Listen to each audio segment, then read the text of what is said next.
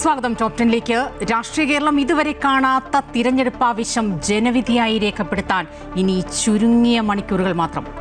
കിറ്റുകൾ, കള്ളവോട്ട്, അപകീർത്തി നോട്ടീസ് വിതരണം, ക്ലൈമാക്സിലും തീരാത്ത വാക്പോര്, അങ്ങനെ അടിയൊഴുക്കുകൾക്ക് വഴിയൊരുക്കി അടവ് തന്ത്രങ്ങളുമായി മുന്നണികൾ സജീവമായി തന്നെ ഈ അവസാന മണിക്കൂറിലും രംഗത്തുണ്ട്. എല്ലാം വോട്ടെന്ന ലക്ഷ്യം വെച്ച്, വിജയമെന്ന ലക്ഷ്യം വെച്ച്.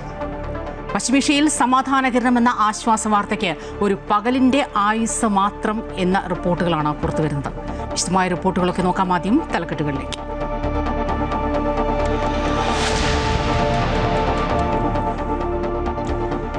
കേരളം നാളെ പോളിംഗ് ബൂത്തിലേക്ക്. വോട്ടെടുപ്പ് രാവിലെ 7 മുതൽ വൈകിട്ട് 6 വരെ. 2500 പ്രശ്നബാധിത ബൂത്തുകൾ. കണ്ണൂരിൽ നിരോധനാജ്ഞ. നിശബ്ദ പ്രചാരണത്തിന്റെ അവസാന മണിക്കൂറുകളിലും വോട്ടുറപ്പിക്കാനുള്ള നെട്ടോട്ടത്തിൽ സ്ഥാനാർത്ഥികൾ. അസമിലും പുതുച്ചേരിയിലും നാളെ ജനവിധി.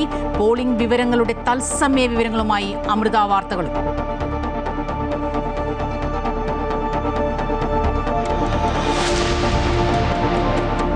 തൃശൂരിൽ വീണ്ടും കിറ്റ് വിവാദം. കാച്ചേരിയിലെ അച്ചാർ കമ്പനിക്കകത്ത് കണ്ടെത്തിയ കിറ്റുകൾ BJP വിതരണത്തിനായി തയ്യാറാക്കിയതെന്ന ആരോപണം. മഞ്ചേശ്വരത്ത് വ്യാപകമായ കള്ളവോട്ടിന് UDF നീക്കമെന്ന് കെ സുരേന്ദ്രൻ. അടൂർ മണ്ഡലത്തിലെ UDF സ്ഥാനാർത്ഥിക്കെതിരെ കൊലക്കേസിലെ പ്രതിയെന്ന CPIയുടെ അപവാദ നോട്ടീസ്. കസ്റ്റഡിയിലായ CPI പ്രവർത്തകരെ ചിറ്റയും ഗോപകുമാർ അടക്കമുള്ള നേതാക്കളെത്തി വിളിച്ചിറക്കി. പാലക്കാട് മണ്ഡലത്തിൽ വോട്ടിന് പണം നൽകിയെന്ന പരാതിയിൽ മുഖ്യ തിരഞ്ഞെടുപ്പ് ഓഫീസർക്ക് റിപ്പോർട്ട് നൽകി ജില്ലാ കളക്ടർ.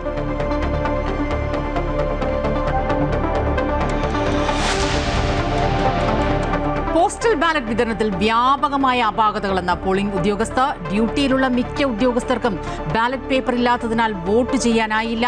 ഇടപെട്ട് ഹൈക്കോടതി. യോഗ്യതയുള്ള എല്ലാവർക്കും വോട്ട് രേഖപ്പെടുത്താൻ അവസരമൊരുക്കണമെന്ന് കോടതി.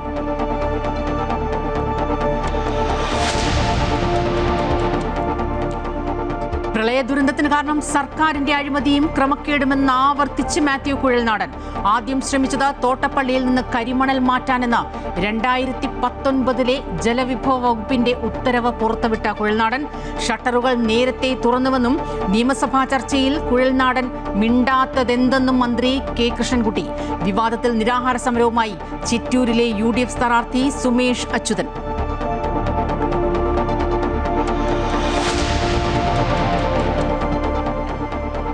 പൊതുശാന്തിയെയും നൈതികതയെയും ബാധിച്ചാൽ ചില ആചാരങ്ങൾ അന്ധവിശ്വാസമാണെന്ന് തീരുമാനിക്കാൻ കോടതിക്കാകുമെന്ന് സുപ്രീം കോടതി ചീഫ് ജസ്റ്റിസ്. നിരീക്ഷണം. ശബരിമലയിലെ യുവതീ പ്രവേശനമടക്കമുള്ള കേസുകളിലെ വാദത്തിനിടെ അവിശ്വാസികളുടെ ഹർജി എന്തിനു കേൾക്കണമെന്ന ചോദ്യമുയർത്തി 9 അംഗ ബെഞ്ചിലെ ജസ്റ്റിസ് BV നാഗരത്ന.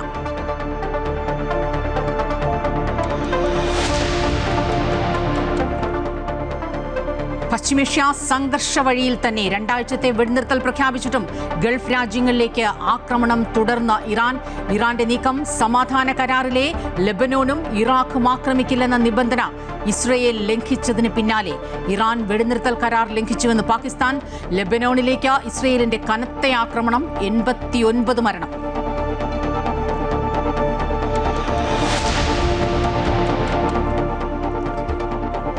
FCRA നിയമ ഭേദഗതിയിലെ അഭിപ്രായ വ്യത്യാസങ്ങൾ കേന്ദ്രമന്ത്രി കിരൺ റിജിജുവിനെ അറിയിച്ച CBCI. കേന്ദ്രമന്ത്രിയെ കണ്ടത് മേഘാലയ മുഖ്യമന്ത്രി കോൺറാഡ് സാങ്മയുടെ സാന്നിധ്യത്തിൽ. ആവശ്യമായ മാറ്റങ്ങൾ ബില്ലിൽ വരുത്തുമെന്ന് പ്രതീക്ഷയെന്ന് കൂടിക്കാഴ്ചയ്ക്ക് ശേഷം CBCI പ്രതിനിധി സംഘം.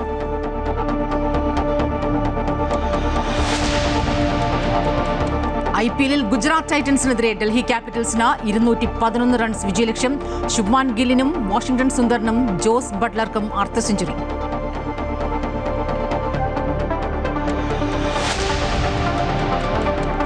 ലൈംഗികാതിക്രമ കേസിൽ സംവിധായകൻ രഞ്ജിത്തിന് ജാമ്യമില്ല. വോട്ട് ചെയ്യാൻ ജാമ്യം അനുവദിക്കണമെന്ന ആവശ്യം Ernakulam first class judicial magistrate കോടതി തള്ളി. ജാമ്യാപേക്ഷയിൽ മറ്റന്നാൾ ഉത്തരവ്.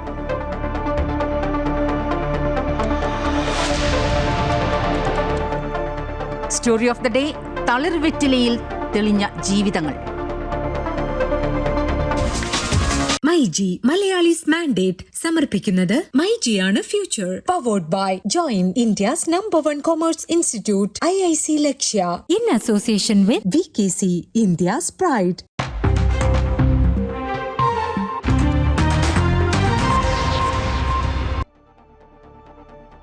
കേരളം നാളെ വിധിയെഴുതുകയാണ്. 23 ദിവസത്തെ വാശിയേറിയ പ്രചാരണത്തിനും 1 ദിവസത്തെ നിശബ്ദ പ്രചരണത്തിനും ശേഷമാണ് കേരളം നാളെ പോളിംഗ് ബൂത്തിൽ എത്തുന്നത്. 3 മുന്നണികൾക്കും പ്രതീക്ഷ നൽകുന്ന അഭിപ്രായ സർവേകളായിരുന്നു ഇത്തവണ പുറത്തുവന്നത്.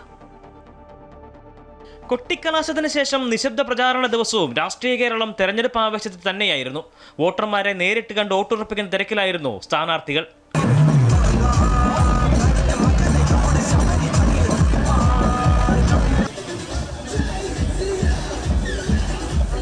മൂന്നാം വട്ടവും അധികാരത്തിൽ വരുമെന്ന പ്രതീക്ഷയോടെയാണ് ഇടതുമുന്നണി തെരഞ്ഞെടുപ്പ് ഗോതയിലേക്ക് ഇത്തവണ ഇറങ്ങിയത്. 10 വർഷം അധികാരത്തിന് പുറത്തായതിന്റെ ക്ഷീണം തദ്ദേശ തെരഞ്ഞെടുപ്പിലെ മുന്നേറ്റത്തിലൂടെ മറികടന്ന് UDFും പോരാട്ടത്തിൽ സജീവമായിരുന്നു. നേമത്തെ അക്കൗണ്ട് പൂട്ടിപ്പോയതിന്റെ നിരാശയിലല്ല, മറിച്ച് തൃശൂർ പാർലമെന്റ് മണ്ഡലവും തലസ്ഥാന കോർപ്പറേഷൻ പിടിച്ചെടുത്തതിന്റെ ആവേശത്തിലായിരുന്നു NDA.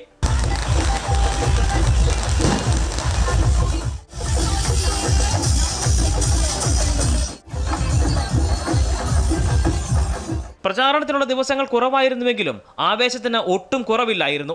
ഡീൽ ആരോപണം അടക്കം പ്രചാരണ വിഷയങ്ങളായി. CPM BJP ഡീൽ ആരോപണം ഉയർത്തി പ്രതിപക്ഷ നേതാവ് VD സതീശൻ ആരോപണങ്ങൾക്ക് തുടക്കമിട്ടു. മുഖ്യമന്ത്രി തന്നെ മറുപടിയുമായി രംഗത്തെത്തിയതോടെ വാദപ്രതിവാദങ്ങൾ ആവേശത്തിലായി.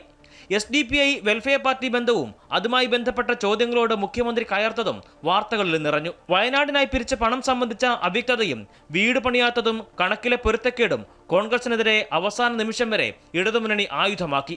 മുഖ്യമന്ത്രിയെ പ്രതിപക്ഷ നേതാവ് സംവാദത്തിന് വിളിച്ചതും ഫേസ്ബുക്കിൽ മതി സംവാദം എന്ന മുഖ്യമന്ത്രിയുടെ നിലപാടും മുഖ്യമന്ത്രിയുടെ വിവാദ പ്രയോഗങ്ങളും വാർത്തയിൽ നിറഞ്ഞു.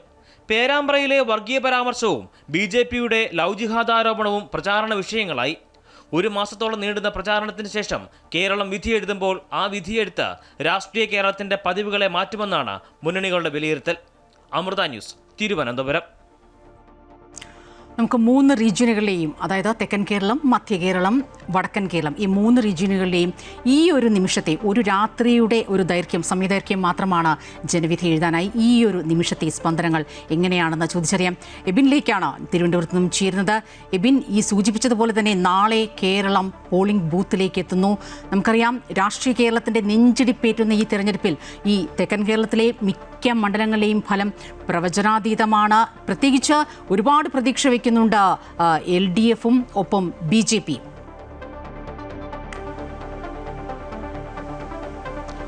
തീർച്ചയായും 3 ജില്ലകളാണ്, തിരുവനന്തപുരം, കൊല്ലം, പത്തനംതിട്ട. ഈ 3 ജില്ലകളിൽ ആകെയുള്ളത് 30 സീറ്റുകളാണ്. ഈ 30 സീറ്റുകളിൽ കഴിഞ്ഞ തവണ 27 സീറ്റുകൾ നേടിക്കൊണ്ടായിരുന്നു LDF ഒരു വലിയ തേരോട്ടം തന്നെ നടത്തിയത്. അത് അവരുടെ ആ ഒരു തുടർ ഭരണം എന്ന വലിയ ഒരു ചരിത്രത്തിലേക്ക് എത്തുകയും ചെയ്തിരുന്നു. പക്ഷേ ഇത്തവണ ഈ 30 സീറ്റുകളിൽ അങ്ങനെ ഒരു വലിയ തേരോട്ടം നടത്താനുള്ള സാധ്യത LDFന് ഇല്ല എന്നുള്ളത് തന്നെയാണ് നമുക്ക് ഗ്രൗണ്ടിൽ നിന്ന് ലഭിക്കുന്ന ഒരു റിപ്പോർട്ട് എന്ന് പറയുന്നത്. ശക്തമായിട്ടുള്ള മത്സരങ്ങളാണ് മിക്ക മണ്ഡലങ്ങളിലും നടക്കുന്നത് എന്നുള്ളതാണ്. രാഷ്ട്രീയ കേരളം തന്നെ ഉറ്റുനോക്കുന്ന നിരവധിയായിട്ടുള്ള പ്രധാനപ്പെട്ട മണ്ഡലങ്ങളൊക്കെ തന്നെയും, ഏറ്റവും വലിയ പോരാട്ടം നടക്കുന്ന മണ്ഡലങ്ങളൊക്കെ തന്നെയും ഈ 3 ജില്ലകളിലാണ് എന്നതും ശ്രദ്ധേയമായിട്ടുള്ള കാര്യമാണ്. തിരുവനന്തപുരത്ത് തന്നെ വട്ടിയൂർക്കാവുണ്ട്, വട്ടിയൂർക്കാവ് ഉൾപ്പെടെ, നേമം ഉൾപ്പെടെയുള്ള മണ്ഡലങ്ങളൊക്കെ തന്നെ, കഴക്കൂട്ടം ഉൾപ്പെടെയുള്ള മണ്ഡലങ്ങളൊക്കെ തന്നെയും വലിയ രീതിയിൽ ശ്രദ്ധ വെക്കുന്ന മണ്ഡലങ്ങൾ തന്നെയാണ്, രാഷ്ട്രീയ ശ്രദ്ധ പിടിച്ചു പറ്റുന്ന മണ്ഡലങ്ങൾ തന്നെയാണ്. ഇവിടങ്ങളിലൊക്കെയും ശക്തമായിട്ടുള്ള ത്രികോണ മത്സരങ്ങൾ തന്നെ നടക്കുന്നു എന്ന് തന്നെയാണ്. അത് വാർത്തകളിൽ പ്രധാനമായും ഇടം പിടിക്കുന്നുമുണ്ട്. പക്ഷേ അതിനപ്പുറത്തേക്ക് ഏതാണ്ട് 14 മണ്ഡലങ്ങളാണ് തിരുവനന്തപുരം ജില്ലയിൽ മാത്രമുള്ളത്.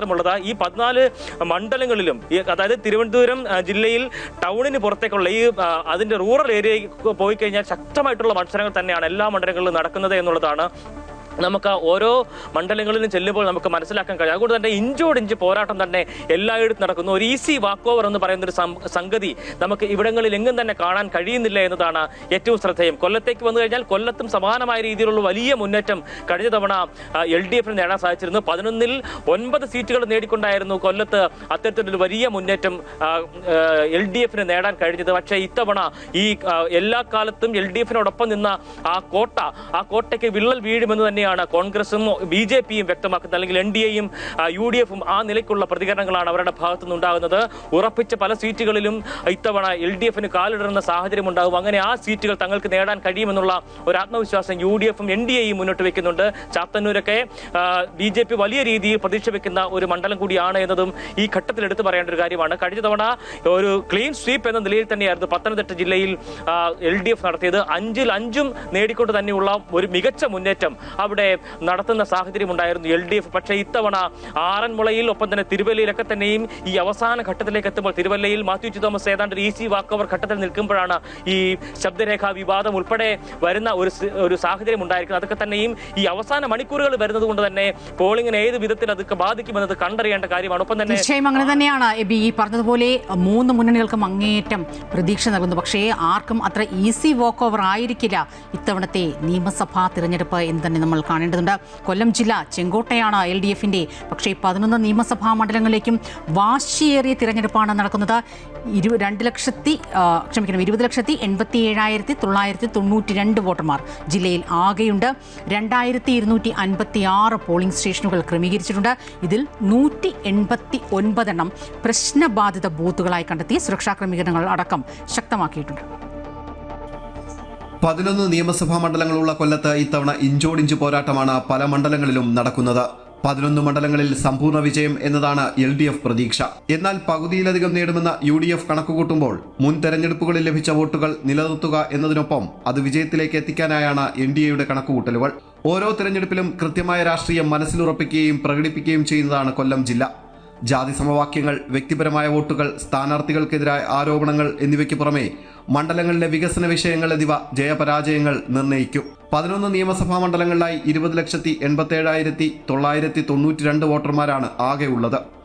ഇതിൽ 9,98,167 പുരുഷ വോട്ടർമാരും 10,89,804 സ്ത്രീ വോട്ടർമാരും 21 ട്രാൻസ്ജെൻഡേഴ്സുമാണുള്ളത്. 3 മുന്നണികളുടേതും മറ്റു പാർട്ടികളുടേതും സ്വതന്ത്രന്മാരും ഉൾപ്പെടെ 59 സ്ഥാനാർത്ഥികളാണ് ജനവിധി തേടുന്നത്. 2256 പോളിംഗ് സ്റ്റേഷനുകൾ തെരഞ്ഞെടുപ്പിനായി സജ്ജമാണ്. ഇതിൽ 189 പ്രശ്നബാധിത ബൂത്തുകളായി കണ്ടെത്തി സുരക്ഷാ ക്രമീകരണങ്ങളും ശക്തമാക്കിയിട്ടുണ്ട്. അമൃത ന്യൂസ്, കൊല്ലം. മധ്യകേരളത്തിൽ എങ്ങനെയാണെന്ന് നോക്കാം. 7 മന്ത്രിമാർ ജനവിധി തേടുന്ന മധ്യകേരളത്തിലെ ജനവികാരം ഭരണ തുടർച്ചയാണോ അതോ ഭരണ മാറ്റമാണോ എന്ന ചോദ്യത്തിന് ഉത്തരം നൽകും ശ്രീജിത്ത് ചേരുകയാണ്. ശ്രീജിത്ത്, നമുക്കറിയാം കേരള കോൺഗ്രസിനെ ഒപ്പം കൂട്ടിയ 2021 ആ തിരഞ്ഞെടുപ്പ് എറണാകുളം ജില്ല ഒഴിച്ചുള്ള ജില്ലകളിൽ LDFനായിരുന്നു മേൽക്കൈ. പക്ഷേ പ്രതിപക്ഷ നേതാവിൻ്റെ മണ്ഡലം ഉൾപ്പെടുന്ന മധ്യകേരളം ഇത്തവണ കനത്ത പോരാട്ടത്തിന് ഒരുങ്ങിയിരിക്കുന്നു. BJPയുടെയും പ്രതീക്ഷ ചെറുതല്ല, തൃശ്ശൂരിലടക്കം. സ്വപ്ന, കളം ഒരുങ്ങിക്കഴിഞ്ഞു. എല്ലാ ഒരുക്കങ്ങളും പൂർത്തിയായി കഴിഞ്ഞിരിക്കുന്നു. മധ്യകേരളത്തിലെ വിശേഷങ്ങൾ പങ്കുവെക്കുകയാണെങ്കിൽ തീർച്ചയായും വളരെയധികം പ്രമുഖർ മത്സരിക്കുന്ന നിരവധി മണ്ഡലങ്ങളുണ്ട്. തീപാർന്ന പോരാട്ടങ്ങളുള്ള മണ്ഡലങ്ങളുണ്ട്. പ്രധാനമായിട്ട് എറണാകുളം ജില്ലയിൽ 25 ലക്ഷത്തിലധികം വോട്ടർമാരാണുള്ളത്. 12 ലക്ഷത്തിലധികം പുരുഷന്മാരും 12 ലക്ഷത്തിലധികം സ്ത്രീകളും. അതായത് സ്ത്രീകളുടെ എണ്ണം ഒരല്പം കൂടുതലാണ്. 45,000 സ്ത്രീ വോട്ടർമാരാണ് ജില്ലയിൽ കൂടുതലുള്ളത്. എറണാകുളം ജില്ലയിൽ നമുക്കറിയാം പൊതുവേ UDFന് ഇപ്പോൾ ആശ്വാസം കിട്ടുന്ന ഒരു മണ്ഡലമാണ്. ഇത്തവണത്തെ തിരഞ്ഞെടുപ്പ് ചിത്രത്തിൽ നമുക്ക് പൊതുവേ അത് വിലയിരുത്താവുന്നൊരു കാര്യം അതാണ്. കാരണം വലിയ LDFൻ്റെ ഇടത് തരംഗം ആഞ്ഞടിച്ചപ്പോഴും 9 UDF MLA-മാരെ എറണാകുളം സംഭാവന ചെയ്തിരുന്നു. 5 LDF MLA-മാരാണ് ഇവിടെ ഉള്ളത്. ഇത്തവണ ആ മേഖലകളിലാണ് മത്സരം കൂടുതൽ കനക്കുന്നത്. അതായത് കോതമംഗലം, ഒപ്പം തന്നെ കൊച്ചി, തൃപ്പൂണിത്തുറ എന്നീ മേഖലകളിൽ മത്സരമായി ബന്ധപ്പെട്ട മത്സരം ഉണ്ട്. മറ്റ് സ്ഥലങ്ങളിലെല്ലാം UDFന് മേൽക്കൈയുള്ള ഒരു സാഹചര്യം തന്നെയാണ് നിലവിലുള്ളത്. പക്ഷേ മധ്യകേരളത്തിലെ മറ്റ് ജില്ലകളിലേക്ക് പോയി കഴിഞ്ഞാൽ ആലപ്പുഴ ജില്ലയിലായിട്ട് ഏറ്റവും നല്ല രാഷ്ട്രീയ പോരാട്ടം നടക്കുന്ന മത്സരങ്ങൾ, പ്രത്യേകിച്ച് G. സുധാകരൻ ഫാക്ടർ ഉൾപ്പെടെ വളരെ പ്രധാനമായ സ്ഥലങ്ങളാണ് ആലപ്പുഴയുള്ളത്. തൃശ്ശൂരും പാലക്കാടും നമ്മൾ പരിശോധിച്ച് കഴിഞ്ഞാൽ അത് ഏതാണ്ട് LDF കോട്ട എന്ന് പറയുന്ന രീതിയിൽ തന്നെയാണ് അവിടുത്തെ കാര്യങ്ങൾ. കഴിഞ്ഞ നിയമസഭാ തെരഞ്ഞെടുപ്പിൽ നമുക്ക് പരിശോധിച്ചാൽ കാണാൻ കഴിയുന്നത് 10 സീറ്റ് LDFനുള്ളപ്പോൾ 2 സീറ്റ് മാത്രമാണ് പാലക്കാട് UDFനുള്ളത്. അപ്പോൾ ഇത്തവണ ഈ 2 മണ്ഡലങ്ങളും പ്രത്യേകിച്ച് തൃശ്ശൂരും പാലക്കാടും നല്ല രീതിയിൽ മുന്നേറിയാൽ മാത്രമേ ഈ ഭരണം എന്ന സ്വപ്നം UDFനെ സാക്ഷാത്കരിക്കാൻ കഴിയുകയുള്ളൂ. തൃശ്ശൂരും ഇങ്ങനെ തന്നെയാണ് സ്ഥിതി. 13 സീറ്റുകളിൽ ചാലക്കുടി മാത്രമാണ് UDFൻ്റെ കൈവശമുള്ളത്. CC മൂന്നൻ ഉൾപ്പെടെ മത്സരിക്കുന്നു. പത്മജയുടെ ഒരു മത്സരം, തൃശ്ശൂരിലെ ചിത്രം കുറച്ചുകൂടി ആളുകൾ എന്താണ് അവിടെ സംഭവിക്കാമെന്നറിയാൻ ഉറ്റുനോക്കുന്നു. ഇടുക്കിയിൽ വളരെ പ്രത്യേകത പറഞ്ഞാൽ 2 മഹാരഥന്മാർ കളമൊഴിഞ്ഞ ശേഷം വരുന്ന ഒരു നിയമസഭാ തെരഞ്ഞെടുപ്പ്. പ്രധാനമായിട്ട് MM മണി മത്സരിക്കുന്ന ഉടുമ്പൻചോലയും ഒപ്പം തന്നെ P. ജെ. ജോസഫിൻ്റെ തൊടുപുഴയും. അവിടെ ഈ 5 സീറ്റുള്ളതിൽ 4 സീറ്റും LDF കൈവശമാണുള്ളത്. ഇത്തവണ അവിടെ ഈ മത്സര ചിത്രം എന്താവും എന്നുള്ളത് വളരെ പ്രധാനമാണ്. പ്രത്യേകിച്ച് ഒരു ഭരണവിരുദ്ധ വികാരം ഉണ്ടെങ്കിൽ ഈ മന്ത്രിമാർ മത്സരിക്കുന്ന മണ്ഡലങ്ങൾ പ്രധാനമായിട്ട് തൃശ്ശൂരിലെ മണ്ഡലങ്ങൾ, ബിന്ദു ഉൾപ്പെടെയുള്ളവർ, റോഷി മത്സരിക്കുന്ന ഇടുക്കി, ആലപ്പുഴയിൽ പ്രസാദ് ഉണ്ട്, അങ്ങനെ നിരവധി മന്ത്രിമാർ മത്സരിക്കുന്ന മണ്ഡലങ്ങൾ വിവിധ സ്ഥലങ്ങളുണ്ട്. അപ്പോൾ ഈ ഫാക്ടറുകൾ എങ്ങനെ വർക്ക് ചെയ്യും എന്നുള്ളതാണ് ഈ പ്രധാനമായും ഉറ്റുനോക്കുന്നൊരു കാര്യം. അടുത്തിടെ ഉണ്ടായ ഏറ്റവും പ്രധാനപ്പെട്ട വിവാദങ്ങൾ, അത് മാത്യു കുഴൽനാടൻ തൊടുത്തുവിട്ട വിവാദം, കൃഷ്ണൻകുട്ടി മറുപടി പറഞ്ഞു. പാലക്കാട് ജില്ലയിലും മറ്റ് ജില്ലകളിലും ഒക്കെ തന്നെ അതിനൊരു അനുരണനങ്ങൾ ഉണ്ടാക്കുന്ന ഒരു വിവാദമായിരുന്നു പ്രളയവുമായി ബന്ധപ്പെട്ട വിവാദം. അപ്പോൾ ഏറ്റവും അവസാനം പാലക്കാട് ജില്ലയിലെ ശോഭാ സുരേന്ദ്രനും പിഷാരടിയായിട്ടും ഉള്ള മത്സരം ഏറ്റവും ജനശ്രദ്ധ ആകർഷിക്കുന്ന, സംസ്ഥാനം ഒട്ടാകെ ഉറ്റുനോക്കുന്ന മത്സരമാണ്. അങ്ങനെ നിരവധി കേന്ദ്രങ്ങളുണ്ട്. അതുകൊണ്ട് വോട്ടർമാരെല്ലാവരും തന്നെ സജ്ജരായിരിക്കുകയാണ്. നാളെ രാവിലെ 7 മണിക്ക് എല്ലാവരും തയ്യാറാണ് തങ്ങളുടെ സമ്മതിദാന അവകാശം വിനിയോഗിക്കാൻ. എന്തായാലും മധ്യ കേരളത്തിൽ വളരെ തീപാർന്ന പോരാട്ടങ്ങൾ ഉള്ള ജില്ലകൾ ധാരാളമുള്ള ഒരു മേഖലയാണ്. നമ്മളെല്ലാവരും ഉറ്റുനോക്കുന്ന മത്സരങ്ങൾ അവിടെ നടക്കുന്നു. എന്തായാലും ഒരുക്കങ്ങളെല്ലാം ഈ ഘട്ടത്തിൽ പൂർത്തിയായിരിക്കുകയാണ്. സ്വപ്ന. തീർച്ചയായും ഏത് മുന്നണിയുടേതാണെങ്കിലും കോട്ടകൊത്തളങ്ങൾ എപ്പോൾ വേണമെങ്കിലും ഇടിഞ്ഞു വീഴാം, തകർക്കപ്പെടാം. അത് നമ്മൾ തദ്ദേശ തിരഞ്ഞെടുപ്പിലടക്കം കണ്ടതാണ്. എന്തായാലും ഈ ഒരു രാത്രി കൂടി കഴിയുമ്പോൾ കേരള ജനത വിധി എഴുതുകയാണ്. നമുക്ക് വടക്കൻ കേരളത്തിലെ തെരഞ്ഞെടുപ്പ് സ്പന്ദനങ്ങൾ, ഈ ഒരു നിമിഷത്തെ സ്പന്ദനങ്ങൾ എങ്ങനെയൊക്കെയാണ് എന്നറിയാം. അനഘയാണ് ചേരുന്നത്. അനഘ, ഒരുപാട് പ്രമുഖർ, മുഖ്യമന്ത്രി പിണറായി വിജയൻ, കെ ശൈലജ, സണ്ണി ജോസഫ്, കുഞ്ഞാലിക്കുട്ടി, TP രാമകൃഷ്ണൻ അടക്കമുള്ള മുതിർന്ന നേതാക്കൾ, പിന്നെ കളം മാറി ചവിട്ടിയ പ്രമുഖരടക്കം വടക്കൻ കേരളത്തിൽ ജനവിധി തേടുന്നു. ഈ പറഞ്ഞതുപോലെ തന്നെ ഈ കണക്കുകൂട്ടലുകൾക്കപ്പുറം എന്തൊക്കെ അത്ഭുതങ്ങൾ സംഭവിക്കും എന്നാണ് കാത്തിരിക്കുന്നത്. കേരളം വീണ്ടും നാളെ രാവിലെ 7 മണി മുതൽ പോളിംഗ് ബൂത്തിലേക്ക് എത്തുകയാണ്. വടക്കൻ കേരളത്തിൽ വലിയ രീതിയിലുള്ള ആവേശം തന്നെയായിരുന്നു കഴിഞ്ഞ ദിവസങ്ങളിലടക്കം ഉണ്ടായിരുന്നത്. കാസർഗോഡ്, കണ്ണൂർ, വയനാട്, കോഴിക്കോട്, മലപ്പുറം ജില്ലകളിൽ വലിയ ആവേശം തന്നെയാണ് ഈ തിരഞ്ഞെടുപ്പിന് അനുബന്ധിച്ച് ഉണ്ടായത്. ഏതായാലും വടക്കൻ കേരളം എന്നറിയപ്പെടുന്നത് ഒരു ഇടതുപക്ഷത്തിന് അനുകൂലമായിട്ടുള്ള ഒരു മണ്ണായി തന്നെയാണ് വടക്കൻ കേരളം പൊതുവെ അറിയപ്പെടുന്നത്. മലപ്പുറം ജില്ലയെ മാറ്റി നിർത്തിയാൽ പൊതുവെ ഇടതുപക്ഷത്തിന് എന്നും അനുകൂലമായി നിന്നിട്ടുള്ള ഒരു മണ്ണാണ് ഈ വടക്കൻ കേരളം. ഏതായാലും കാസർഗോഡ് 5 നിയോജക മണ്ഡലങ്ങളിലാണ് തിരഞ്ഞെടുപ്പ് നടക്കുന്നത്. ഇതിൽ പ്രധാനമായും സന്ദീപ് വാര്യരുടെയും അതുപോലെ തന്നെ കെ സുരേന്ദ്രന്റെയും തിരഞ്ഞെടുപ്പ് തന്നെയാണ് നമ്മൾ നോക്കിക്കാണുന്നത്. സന്ദീപ് വാര്യർ തൃക്കരിപ്പൂർ UDF സ്ഥാനാർത്ഥിയായും കെ സുരേന്ദ്രൻ മഞ്ചേശ്വരത്തെ NDA സ്ഥാനാർത്ഥിയായുമാണ് മത്സരിക്കുന്നത്. മഞ്ചേശ്വരത്ത് കഴിഞ്ഞ തിരഞ്ഞെടുപ്പിലടക്കം കെ സുരേന്ദ്രനെ നേരിയ വോട്ടുകളുടെ വ്യത്യാസത്തിലാണ് ഈ മഞ്ചേശ്വരം ഉപതെരഞ്ഞെടുപ്പിൽ കെ സുരേന്ദ്രൻ പരാജയപ്പെട്ടത്.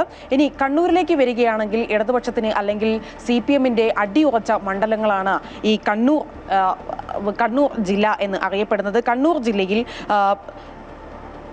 ജില്ലയിൽ 11 നിയോജക മണ്ഡലങ്ങളാണ് ഉള്ളത്. ഇതിൽ പ്രധാനമായി ധർമ്മടം ഉൾപ്പെടുന്ന മുഖ്യമന്ത്രി പിണറായി വിജയൻ അടക്കം മത്സരിക്കുന്ന ധർമ്മടം അടക്കം ഈ കണ്ണൂർ ജില്ലയിലാണ്. മറ്റൊരു പ്രധാന പോരാട്ടം, ഏറ്റവും വാശിയേറിയ ശക്തമായിട്ടുള്ള പോരാട്ടം നടക്കുന്ന 3 നിയോജക മണ്ഡലങ്ങൾ ഈ കണ്ണൂരിലുണ്ട്. കണ്ണൂരിൽ പേരാവൂരിൽ KK ശൈലജ ടീച്ചറും KPCC അധ്യക്ഷൻ കൂടിയായിട്ടുള്ള സണ്ണി ജോസഫും തമ്മിലാണ് പ്രധാനമായ മത്സരം നടക്കുന്നത്. ഏതായാലും ഇരുവർക്കും വലിയ നിർണായകമായിട്ടുള്ള ഒരു തിരഞ്ഞെടുപ്പ് തന്നെയാണിത്. KK ശൈലജയെ സംബന്ധിച്ചിടത്തോളം വടകര ലോക്സഭാ മണ്ഡലത്തിലുണ്ടായ ഒരു പരാജയം ഉണ്ടായിരുന്നു. ഇതിന് പിന്നാലെയാണ് പേരാവൂർ നിയോജക മണ്ഡലത്തിലേക്ക് KK ശൈലജ ടീച്ചർ എത്തുന്നത്. KK ശൈലജ ടീച്ചർക്കും അതുപോലെ തന്നെ KPCC അധ്യക്ഷൻ കൂടിയായിട്ടുള്ള ഈ സണ്ണി ജോസഫിനും ഏറെ നിർണായകം തന്നെയാണ് ഈ തിരഞ്ഞെടുപ്പ്. മറ്റ് 2 മണ്ഡലങ്ങൾ തളിപ്പറമ്പ് അതുപോലെ തന്നെ പയ്യന്നൂർ നിയോജക മണ്ഡലങ്ങളാണ്. തളിപ്പറമ്പിൽ TK ഗോവിന്ദനും പയ്യന്നൂരിൽ കുഞ്ഞികൃഷ്ണനുമാണ് മത്സരിക്കുന്നത്. CPM വിട്ടുവന്ന മുതിർന്ന നേതാക്കൾ കൂടിയായിട്ടുള്ള ഇരുവരും CPM-നെതിരെ തന്നെയാണ് അല്ലെങ്കിൽ LDF-നെതിരെ തന്നെയാണ് മത്സരിക്കുന്നത്. ഇവിടെ CPM-ന്റെ വോട്ടുകളിൽ അടക്കം വിള്ളൽ ഉണ്ടാക്കാൻ സാധിക്കുമെന്നുള്ള ഒരു പ്രതീക്ഷയിൽ തന്നെയാണ് ഈ മുതിർന്ന 2 മുൻ CPM നേതാക്കളും ഈ 2 നിയോജക മണ്ഡലത്തിലും മത്സരിക്കുന്നത്. അതുകൊണ്ട് തന്നെ ഏറ്റവും നിർണായകമായിട്ടുള്ള 2 നിയോജക മണ്ഡലങ്ങൾ തന്നെയാണ് ഈ പയ്യന്നൂരും അതുപോലെ തന്നെ തളിപ്പറമ്പ് നിയോജക മണ്ഡലങ്ങളും. മറ്റൊന്ന് കോഴിക്കോട് നിയോജക മണ്ഡലമാണ്. കോഴിക്കോട് ജില്ലയാണ്. കോഴിക്കോട് 13 നിയോജക മണ്ഡലങ്ങളാണ് ഉള്ളത്. ഇതിൽ ഏറ്റവും പ്രധാനപ്പെട്ട മത്സരം നടക്കുന്നത് പേരാമ്പ്ര തന്നെയാണ്. രാഷ്ട്രീയ കേരളം ആകെ ഉറ്റുനോക്കിക്കൊണ്ടിരുന്ന ചില പ്രസ്താവനകളടക്കം അല്ലെങ്കിൽ വിവാദങ്ങളടക്കം കഴിഞ്ഞ കുറച്ച് ദിവസങ്ങളായി ഉണ്ടായിരുന്നു. നമ്മുടെ കൗമിലെ കുട്ടി എന്നതടക്കമുള്ള LDF-ന്റെ അനൗൺസ്മെന്റ് വലിയ രീതിയിലുള്ള ഒരു വിവാദം ആവുകയും അതിനെതിരെ തിരഞ്ഞെടുപ്പ് കമ്മീഷൻ നോട്ടീസ് അടക്കം LDF-നും അതുപോലെ തന്നെ ഫാത്തിമ തഹ്ലിയയ്ക്കും അടക്കം UDF സ്ഥാനാർത്ഥിയായിട്ടുള്ള ഫാത്തിമ തഹ്ലിയയ്ക്ക് അടക്കം നോട്ടീസ് നൽകുന്ന ഒരു സാഹചര്യവും ഉണ്ടായി. ഈ കഴിഞ്ഞ ദിവസം ഉണ്ടായ കൊട്ടിക്കലാശമടക്കം പേരാമ്പ്രയിൽ ഉണ്ടായിരുന്നില്ല. ഏതായാലും വലിയ രീതിയിലുള്ള ഒരു തിരഞ്ഞെടുപ്പ് അല്ലെങ്കിൽ കേരളം ആകെ തീർച്ചയായും അങ്ങനെ തന്നെയാണ്. തീ പാറുന്ന പോരാട്ടം, പ്രചരണം, വാശിയേറിയ ഒരു പോരാട്ടം, അപ്രതീക്ഷിതമായ അല്ലെങ്കിൽ പ്രവചിക്കാനാകാത്ത തിരഞ്ഞെടുപ്പ് ഫലങ്ങൾ. എന്തായാലും സ്ഥാനാർത്ഥികളുടെയും മുന്നണികളുടെയും ഉറക്കം നഷ്ടപ്പെടുന്ന രാത്രികളാണ് ഇനിയുള്ള ഒരു മാസം വരുന്നത്. കേരള ജനത നാളെ ജനവിധി എഴുതുന്നു. തൃശൂരിൽ വീണ്ടും വോട്ടിന് കിറ്റ് ആരോപണം. ഒല്ലൂർ നിയമസഭാ മണ്ഡലത്തിലെ കാച്ചേരിയിലെ അച്ചാർ കമ്പനിക്കകത്താണ് കിറ്റുകൾ പാക്ക് ചെയ്തിരുന്നത്. തദ്ദേശ തെരഞ്ഞെടുപ്പിൽ മത്സരിച്ച BJP സ്ഥാനാർത്ഥി അബിൻസിന്റെ സഹോദരന്റേതാണ് സ്ഥാപനം. കിറ്റുകൾ BJP വിതരണത്തിനായി തയ്യാറാക്കിയതെന്ന് LDF ആരോപിക്കുന്നു. തൃശൂർ മണ്ഡലത്തിലെ വിവിധ ഭാഗങ്ങളിൽ കിറ്റ് വിതരണം ചെയ്തെന്ന് LDF ആരോപിച്ചു. BJPക്ക് ഇലക്ഷൻ കമ്മീഷനെ ഭയമില്ലെന്നും കമ്മീഷനെ നോക്കുകുത്തിയാക്കുകയാണെന്നും LDF ആരോപിച്ചു. 2024 മാനിപ്പുലേറ്റഡ് വിക്ടറി ആവർത്തിക്കാനുള്ള ശ്രമമാണ് BJP നടത്തുന്നത്. അച്ചാർ കമ്പനിയിൽ കിറ്റ് പാക്ക് ചെയ്യേണ്ട ആവശ്യമെന്താണെന്നും LDF നേതാവും മുൻ മന്ത്രിയുമായ VS സുനിൽകുമാർ ചോദിച്ചു. BJP ഇലക്ഷൻ കമ്മീഷനെ നോക്കുകുത്തിയാക്കിക്കൊണ്ട് കേരളത്തിലെ ജനാധിപത്യത്തെ അട്ടിമറിക്കാൻ ശ്രമിക്കുന്നതിന്റെ നേർചിത്രമാണ് ഈ കാച്ചേരിയിൽ ഇപ്പോൾ നമ്മൾ കണ്ടത്. ഒരു അച്ചാർ കമ്പനിയാണ്. അച്ചാർ കമ്പനിയിൽ പലവ്യഞ്ജനത്തിന്റെ കാര്യം എന്താണ്? ഒല്ലൂർ നിയോജക മണ്ഡലത്തിൽ BJP തോൽക്കുമെന്ന് കണ്ടപ്പോൾ പണാധിപത്യത്തെ ഉപയോഗപ്പെടുത്തി സുരേഷ് ഗോപി ജയിച്ചതുപോലെ വോട്ട് പിടിക്കാനാണ് BJP ലക്ഷ്യമിടുന്നതെന്ന് LDF നേതാവ് അനൂപ് ഡേവിസ് കാട ആരോപിച്ചു. ഇവിടെ സുരേഷ് ഗോപിയുടെ പണാധിപത്യത്തെ ഉപയോഗപ്പെടുത്തിക്കൊണ്ട് സുരേഷ് ഗോപി ജയിച്ചതുപോലെ ഇവിടെ ഈ കാര്യങ്ങൾ കിറ്റ് കൊടുത്ത് പാവപ്പെട്ട ജനങ്ങളെ ചൂഷണം ചെയ്യുക എന്നുള്ള ലക്ഷ്യത്തോടെയാണ് BJP പ്രവർത്തിക്കുന്നത്. അതേസമയം വിഷുവിന് വിതരണം ചെയ്യാനുള്ള കിറ്റാണ് തയ്യാറാക്കുന്നതെന്നാണ് ഗോഡൌൺ ഉടമ അനീഷിന്റെ മൊഴി. സംഭവത്തിൽ LDF തെരഞ്ഞെടുപ്പ് കമ്മീഷന് പരാതി നൽകി. ഒല്ലൂർ ACP തോംസൺ, തിരഞ്ഞെടുപ്പ് കമ്മീഷൻ ഉദ്യോഗസ്ഥർ തുടങ്ങിയവർ സ്ഥലത്തെത്തി തെളിവുകൾ ശേഖരിച്ചു. അമൃത ന്യൂസ്, തൃശൂർ. മഞ്ചേശ്വരത്ത് UDF വ്യാപകമായി കള്ളവോട്ടിന് നീക്കം നടത്തുന്നുവെന്ന് NDA സ്ഥാനാർത്ഥി K സുരേന്ദ്രൻ.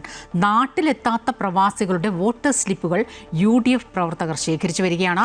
മഞ്ചേശ്വരം, കുമ്പള, മംഗൽപാടി, വോർക്കാടി പഞ്ചായത്തുകളിലാണ് കള്ളവോട്ട് ചെയ്യാനൊരുങ്ങുന്നത് എന്നും സുരേന്ദ്രൻ ആരോപിക്കുന്നു. മുസ്ലിം ലീഗിന് മാത്രം സ്വാധീനമുള്ള 33 ബൂത്തുകൾ കേന്ദ്രീകരിച്ചാണ് കള്ളവോട്ടിന്റെ ശ്രമം നടക്കുന്നത്. ജില്ലാ ഭരണകൂടം ഈ ബൂത്തുകളിൽ കൃത്യമായി നിരീക്ഷണം ഏർപ്പെടുത്തണമെന്നും നടപടി ഉണ്ടായില്ലെങ്കിൽ സുതാര്യമായ തിരഞ്ഞെടുപ്പ് നടക്കില്ല എന്നും K സുരേന്ദ്രൻ മഞ്ചേശ്വരത്ത് പറഞ്ഞു. മഞ്ചേശ്വരം മണ്ഡലത്തിലെ മുസ്ലിം ലീഗ് സ്ഥാനാർത്ഥിയും UDF നേതൃത്വവും വ്യാപകമായ തോതിലുള്ള കള്ളവോട്ടുകൾക്കായി ഊർജിതമായിട്ടുള്ള ശ്രമം നടത്തിക്കൊണ്ടിരിക്കുകയാണ്. വിദേശത്തു നിന്നുള്ള വോട്ടർമാർ അവരിവിടെ സ്ഥലത്തില്ലാത്തവരുടെ എല്ലാം സ്ലിപ്പുകൾ, ഒഫീഷ്യൽ സ്ലിപ്പുകൾ മുസ്ലിം ലീഗിൻ്റെ BLOമാർ വഴി അവർ ശേഖരിച്ചുകൊണ്ടിരിക്കുകയാണ്. അതിന് ആവശ്യമായ കള്ളവോട്ടിടാൻ വ്യാജ തിരിച്ചറിയൽ കാർഡുകൾ അവർ ശേഖരിച്ചുകൊണ്ടിരിക്കുകയാണ്. അവസാന മണിക്കൂറിലും നാടകീയ സംഭവ വികാസങ്ങൾക്ക് ഒരു അവസാനമാകുന്നില്ല. അടൂർ നിയോജക മണ്ഡലത്തിൽ നിശബ്ദ പ്രചാരണത്തിനിടെ നാടകീയ സംഭവങ്ങൾ. UDF സ്ഥാനാർത്ഥി അഡ്വക്കേറ്റ് CV ശാന്തകുമാറിനെതിരെ അപകീർത്തികരമായ നോട്ടീസ് വിതരണം ചെയ്തതിനെ തുടർന്ന് പോലീസ് കസ്റ്റഡിയിലെടുത്ത CPI പ്രവർത്തകരെ CPI നേതാക്കൾ എത്തി സ്റ്റേഷനിൽ നിന്നും വിളിച്ചുകൊണ്ടുപോയി. ഇതിന് പിന്നാലെ RDO ഓഫീസ് ഉപരോധിച്ച UDF സ്ഥാനാർത്ഥിക്കെതിരെ പെരുമാറ്റച്ചട്ടം ലംഘിച്ചുവെന്ന് ചൂണ്ടിക്കാട്ടി കേസെടുക്കാൻ ജില്ലാ കളക്ടർ ഉത്തരവിട്ടു. അടൂർ നിയോജക മണ്ഡലത്തിൽ സ്ഥാനാർത്ഥി പ്രഖ്യാപനം വന്നതു മുതൽ തുടങ്ങിയ ഡിജിറ്റൽ യുദ്ധമാണ് ഇപ്പോൾ തെരുവിലേക്ക് പടർന്നിരിക്കുന്നത്. UDF സ്ഥാനാർത്ഥി അഡ്വക്കേറ്റ് CV ശാന്തകുമാറിനെ വ്യക്തിപരമായി അധിക്ഷേപിക്കുന്ന തരത്തിൽ വ്യാജ പ്രൊഫൈലുകൾ വഴി നവമാധ്യമങ്ങളിൽ പ്രചാരണം നടന്നിരുന്നു. പരാതിയെ തുടർന്ന് ഇവ നീക്കം ചെയ്തെങ്കിലും കഴിഞ്ഞ 2 ദിവസമായി ഇതേ ആരോപണങ്ങൾ നോട്ടീസ് രൂപത്തിൽ മണ്ഡലത്തിൽ വ്യാപകമായി വിതരണം ചെയ്യപ്പെട്ടു. ഇതിനെതിരെ ശാന്തകുമാർ ഇന്നലെ രാത്രി റിട്ടേണിംഗ് ഓഫീസറുടെ ഓഫീസ് ഉപരോധിച്ചതോടെയാണ് സംഭവങ്ങൾ ഗതിമാറിയത്. കളക്ടറുടെ ഇടപെടലിനെ തുടർന്ന് നടത്തിയ പരിശോധനയിൽ വ്യാജ നോട്ടീസ് വിതരണം ചെയ്തെന്നാരോപിച്ച് അടൂർ, കൊടുമൺ, ഏനാത്ത് സ്റ്റേഷൻ പരിധികളിലായി 4 CPI പ്രവർത്തകരെ പോലീസ് കസ്റ്റഡിയിലെടുത്തു. എന്നാൽ പ്രവർത്തകരെ വിട്ടയക്കണമെന്നാവശ്യപ്പെട്ട് CPI ജില്ലാ സെക്രട്ടറി ചിറ്റയം ഗോപകുമാറിന്റെ നേതൃത്വത്തിൽ LDF പ്രവർത്തകർ പോലീസ് സ്റ്റേഷൻ ഉപരോധിച്ചു. മണിക്കൂറുകൾ നീണ്ട നാടകീയതയ്ക്കൊടുവിൽ പോലീസ് പ്രവർത്തകരെ വിട്ടയച്ചു. ഇവർ രണ്ടുപേരും രാവിലെ സ്ലിപ്പ് വിതരണം ചെയ്തുകൊണ്ടിരുന്ന സമയത്ത് UDFന്റെ ഒരു പ്രവർത്തക മോനിഷ എന്ന് പറഞ്ഞ പ്രവർത്തകയും 3-4 പേരും കൂടെ വന്നിട്ട് യാതൊരു കാരണമില്ലാതെ ഇവരെ വണ്ടി തടഞ്ഞു. വണ്ടി തടഞ്ഞിട്ട് താക്കോൽ ഊരി കൊണ്ടുപോയിട്ട് പോലീസിനെ വിളിച്ചു. പോലീസ് വന്നപ്പോൾ അവരുടെ കൈവശം ഇരുന്ന അവരുടെ കയ്യിൽ നിന്ന് നോട്ടീസ് എടുത്ത് കൊടുത്തിട്ട് എവരാണ് വിതരണം ചെയ്തതെന്ന് പറഞ്ഞ് ഇവരെ പോലീസിനെ കൊണ്ട് പിടിപ്പിച്ചു. ഞങ്ങൾ അതറിഞ്ഞുകൊണ്ട് സ്റ്റേഷനിൽ വന്ന് ഞങ്ങൾ അന്വേഷിച്ചപ്പോഴാണ് ഞങ്ങൾ ഈ നോട്ടീസ് കണ്ടിട്ടില്ല. കാര്യം ഞങ്ങൾക്ക് ഇതിന്റെ ആവശ്യമില്ല. കാരണം ഞങ്ങൾ കഴിഞ്ഞ 15 വർഷമായി നടപ്പാക്കിയ വികസന പ്രവർത്തനത്തിന്റെ പേരിലാണ് വോട്ട് പിടിക്കുന്നത്. അപ്പോൾ പോലീസ് സ്റ്റേഷനിൽ ഇരുന്ന നോട്ടീസാണിത്. CID ഇരുന്ന നോട്ടീസാണിത്. ഈ നോട്ടീസിനകത്ത് ഒരു പേരുണ്ട്, തട്ടയിൽ ചന്ദ്രൻ. ഈ നോട്ടീസ് എന്റെ കയ്യിൽ കിട്ടിയാൽ എന്നെ എങ്ങനെ അറസ്റ്റ് ചെയ്യാൻ പറ്റും? അറസ്റ്റ് ചെയ്യാൻ പറ്റില്ല. അപ്പം UDFന് വേണ്ടി ബോധപൂർവമായി ഈ രണ്ടുപേരെ പോലീസിന്റെ ഒത്താശയോടുകൂടി അറസ്റ്റ് ചെയ്തു. ഇപ്പൊ ഞങ്ങൾ അതുമായി ബന്ധപ്പെട്ട് അറസ്റ്റ് ചെയ്തു. ഞങ്ങൾ അതുമായി ബന്ധപ്പെട്ട് നേതാക്കന്മാരിൽ ഇടതുപക്ഷ നേതാക്കന്മാരെല്ലാവരും ഉണ്ട്. ഞങ്ങൾ പോലീസുമായിട്ട് സംസാരിച്ചപ്പോൾ അവർക്ക് കാര്യം ബോധ്യപ്പെട്ടു. അതിന്റെ അടിസ്ഥാനത്തിൽ അവർ നിരപരാധികളാണ് എന്നറിഞ്ഞ് ഇപ്പൊ രണ്ടുപേരും വിട്ടയച്ചു. സംഭവത്തിൽ വൈകാരികമായാണ് UDF സ്ഥാനാർത്ഥി CV ശാന്തകുമാർ പ്രതികരിച്ചത്. ഇടതുമുന്നണി ഭരണസ്വാധീനം ഉപയോഗിച്ച് പ്രതികളെ സ്റ്റേഷനിൽ നിന്നും ഇറക്കിക്കൊണ്ടുപോയതാണെന്ന് CV ശാന്തകുമാർ ആരോപിച്ചു. കുറ്റക്കാർക്കെതിരെയും അവർക്ക് ഒത്താശ ചെയ്തവർക്കെതിരെയും നിയമ നടപടി സ്വീകരിക്കുമെന്നും അദ്ദേഹം വ്യക്തമാക്കി. ഇതിനകത്ത് ഉണ്ടാകുന്ന മാനസികമായും ശാരീരികമായുള്ള ആഘാതത്തിന് ഇതിനെ നോട്ടീസ് ഇറക്കിയവരതിന് ഉത്തരവാദിത്തം പറയണം. നിയമപരമായി അവരെ നിയമത്തിന് മുന്നിൽ ഞാൻ കൊണ്ടുവരും. ഞാനൊരു അഭിഭാഷകനാണ്. തീർച്ചയായും നിയമപരമായി അവരെ കൊണ്ടുവരും. ഇന്ന് ഇപ്പോൾ DYSP ഓഫീസിൽ വന്ന് പ്രതികളെ ഇറക്കിക്കൊണ്ട് പോയവർക്കെതിരെ അതിന് നടപടി എടുക്കേണ്ടതായിട്ട് ഉത്തരവുണ്ട്. ഞാൻ ഇലക്ഷൻ കമ്മീഷന്റെ DYSPക്കെതിരെയും SHOക്കെതിരെയും പരാതി കൊടുക്കും. നാടകീയമായ സംഭവവികാസങ്ങൾക്കിടെയാണ് UDF സ്ഥാനാർത്ഥിക്കെതിരെ തന്നെ നടപടിയുമായി ജില്ലാ കളക്ടർ രംഗത്തെത്തിയത്. നിശബ്ദ പ്രചാരണ സമയത്ത് മാധ്യമങ്ങളിലൂടെ സംസാരിക്കുകയും വോട്ടർമാരെ സ്വാധീനിക്കാൻ ശ്രമിക്കുകയും ചെയ്തതിലൂടെ മാതൃകാ പെരുമാറ്റച്ചട്ടം ലംഘിച്ചെന്നാണ് കളക്ടറുടെ കണ്ടെത്തൽ. ശാന്തകുമാറിനെതിരെ കേസെടുക്കാൻ ജില്ലാ തെരഞ്ഞെടുപ്പ് ഓഫീസർ കൂടിയായ കളക്ടർ S. പ്രേംകൃഷ്ണൻ പോലീസിന് നിർദ്ദേശം നൽകി. വോട്ടെടുപ്പിന് തൊട്ടുമുൻപുള്ള ഈ രാഷ്ട്രീയ പോര് വോട്ടർമാരെ എങ്ങനെ സ്വാധീനിക്കുമെന്നാണ് ഇനി അറിയാനുള്ളത്. അമൃത ന്യൂസ്, പത്തനംതിട്ട. നിശബ്ദ പ്രചാരണത്തിന്റെ ദിവസം പക്ഷേ മലപ്പുറത്തും രാഷ്ട്രീയ കോലാഹലം നിറഞ്ഞതായിരുന്നു. കഴിഞ്ഞ ദിവസം തിരൂരിലെ UDF സ്ഥാനാർത്ഥി മന്ത്രി V. അബ്ദുറഹ്മാൻ താനൂരിനെ പാകിസ്ഥാനോട് ഉപമിച്ച് നടത്തിയ പരാമർശവും അബ്ദുറഹ്മാനെതിരെ UDF പ്രവർത്തകരുടെ പ്രചരണവും തിരഞ്ഞെടുപ്പ് കമ്മീഷന്റെ ഇടപെടലിലേക്ക് നയിച്ചു. കഴിഞ്ഞ ദിവസം തെരഞ്ഞെടുപ്പ് പ്രചാരണ കൊട്ടിക്കലാശത്തിനിടെയായിരുന്നു V. അബ്ദുറഹ്മാന്റെ വിവാദ പ്രസംഗം. 2 മാച്ച് നമ്മൾ കളിച്ചു. താനൂരിൽ പാകിസ്ഥാനിൽ വെച്ച് കളിച്ചു. 2ലും അവരെ തോൽപ്പിച്ചു. ഇത് 3ാമത്തെ മാച്ച്. പ്രസംഗത്തിന്റെ വീഡിയോ പുറത്തു വന്നതോടെ UDF പ്രവർത്തകർ പ്രതിഷേധവുമായി രംഗത്തെത്തി. അബ്ദുറഹ്മാൻ താനൂരിനെ അപമാനിച്ചുവെന്ന് UDF ആരോപിച്ചു. പ്രവർത്തകർ തെരഞ്ഞെടുപ്പ് കമ്മീഷന് പരാതിയും നൽകി. എന്നാൽ പ്രസംഗം ക്രിക്കറ്റ് മത്സരത്തെ ഉപമിച്ചായിരുന്നുവെന്നും ലീഗുകാർ പ്രസംഗത്തെ തെറ്റായി വ്യാഖ്യാനിക്കുകയാണെന്നും V. അബ്ദുറഹ്മാൻ പിന്നീട് വിശദീകരിച്ചു. ഒരു ക്രിക്കറ്റ് മാച്ചാണ് യുവാക്കൾക്ക് ഏറ്റവും കൂടുതൽ ഹരമുള്ള കാര്യം. അത് നടക്കുന്ന രീതി എന്ന് പറഞ്ഞാൽ ഇങ്ങനെയാണ്. ആ ആരവം പോലെ, ഇന്ത്യ പാകിസ്ഥാൻ മാച്ച് നടക്കുന്ന ആരവം പോലെയാണ്. എല്ലാ ഭാഗങ്ങളിലും പരസ്യവാഹനങ്ങൾ, ആളുകൾ പരസ്പരം ചർച്ച ചെയ്യുന്നു, ബെറ്റുകൾ വെക്കുന്നു, ഇതെല്ലാം നടക്കുന്നത്. അത് തന്നെയാണ് ഞാൻ പറഞ്ഞത്. ഇതിനിടെ UDF പ്രവർത്തകർ താനൂർ ബോട്ടപകടത്തിന് കാരണക്കാരൻ V. അബ്ദുറഹ്മാനാണെന്ന തരത്തിൽ പ്രചരണം നടത്തിയതിനെതിരെ LDF തെരഞ്ഞെടുപ്പ് കമ്മീഷന് പരാതി നൽകി. സംഭവത്തിൽ കമ്മീഷൻ വിശദീകരണം തേടിയിട്ടുണ്ട്. അമൃത ന്യൂസ്, മലപ്പുറം. പാലക്കാട് മണ്ഡലത്തിലെ വോട്ടിന് പണം നൽകിയെന്ന പരാതിയിൽ ഫ്ലൈയിംഗ് സ്ക്വാഡ് അന്വേഷണം നടത്തി.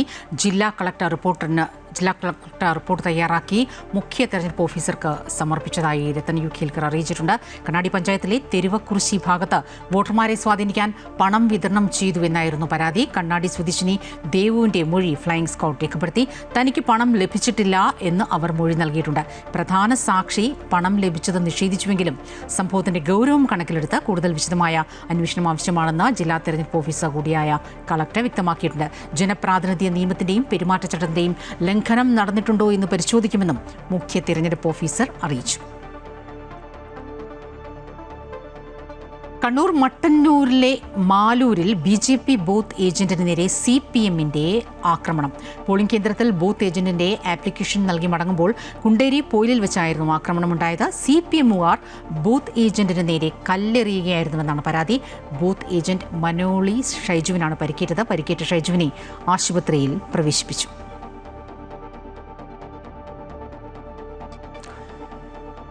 കണ്ണൂരിൽ സണ്ണി ജോസഫിനെതിരെ സുധാകരന്റെ അനുയായികൾ K. സുധാകരന്റെ രാഷ്ട്രീയ ജീവിതം അവസാനിപ്പിക്കാൻ സണ്ണി ജോസഫ് ശ്രമിച്ചുവെന്ന ആണ് ആരോപണം. ജീവൻ കൊടുക്കാൻ തയ്യാറുള്ള പ്രവർത്തകരെ ചതിച്ചുവെന്നും കണ്ണൂരിലെ കോൺഗ്രസ് കോക്കസിന്റെ പിടിയിലാണെന്നും KR അബ്ദുൽ ഖാദർ ആരോപിച്ചു. ഇരിക്കൂറിലെ ബാങ്ക് അഴിമതി തുറന്നു പറഞ്ഞതിലെ വിരോധമാണ് തന്നെ കോൺഗ്രസിൽ നിന്നും പുറത്താക്കാൻ കാരണമെന്നും ന്യൂനപക്ഷ കോൺഗ്രസ് മുൻ കണ്ണൂർ ജില്ലാ പ്രസിഡന്റ് ഖാദർ മാധ്യമങ്ങളോട് പറഞ്ഞു. VP റഷീദ് തളിപ്പറമ്പിൽ നിന്ന് ജയിക്കുമെന്ന് പൂർണ്ണ ബോധ്യം UDFന്റെ പ്രവർത്തകർക്കുണ്ടായിരുന്നു. അപ്പൊ VP റഷീദിനെ ബോധപൂർവം അത് ഇവിടത്തേക്ക് തട്ടി, ധർമ്മടത്തേക്ക് തട്ടി ചില ആളുകളുടെ ഫോക്കസാക്കി പാർട്ടിയെ മാറ്റിയത് കൊണ്ട് അതിനെതിരെ പ്രതികരിക്കുന്ന ആളുകളെ ഒന്നെങ്കിലും പാർട്ടിക്ക് പുറത്താക്കുക, സസ്പെൻഡ് ചെയ്യുക, ഇല്ലെങ്കിൽ അവരെ ഉന്മൂലനം ചെയ്യുക, അല്ലെങ്കിൽ കേസിൽ കൊടുക്കുക. ഇപ്പൊ 100 കണക്കിന് പി ശിവൻകുട്ടിക്ക് മറുപടിയുമായി BJP സംസ്ഥാന അധ്യക്ഷൻ രാജീവ് ചന്ദ്രശേഖർ. BJP ഉയർത്തിയ ചോദ്യങ്ങൾക്ക് MLAക്ക് മറുപടിയില്ല. ഇതിന് ജനങ്ങൾ തിരഞ്ഞെടുപ്പിലൂടെ മറുപടി നൽകുമെന്ന് രാജീവ് ചന്ദ്രശേഖർ പറഞ്ഞു. 7 പ്രശ്നങ്ങൾ ചോദിച്ചു, ഇന്നലെയും ഒരു 6 പ്രശ്നങ്ങൾ ചോദിച്ചു. അതിനൊരു മറുപടി ഒന്നും അവർക്ക് തരാൻ പറ്റുന്നില്ല, കൊടുക്കാൻ പറ്റുന്നില്ല. അതുകൊണ്ട് ഇങ്ങനെ ഒളിച്ചു പോകുന്നു, ഇന്ന് ശ്രദ്ധ തിരിക്കുന്നു. എന്തെങ്കിലും പറയാം. മിന്നാന്ന് ഞാൻ പണം പോസ്റ്റ് ഓഫീസ് വഴി ഡിസ്ട്രിബ്യൂട്ട് ചെയ്യുമെന്ന് പറയാം. ഇന്ന് പിന്നെ ലിക്കറാണ്. ഓരോന്നിങ്ങനെ ഉണ്ടാക്കി ജനങ്ങൾ ശ്രദ്ധ തിരിക്കാൻ ഒരു ശ്രമം.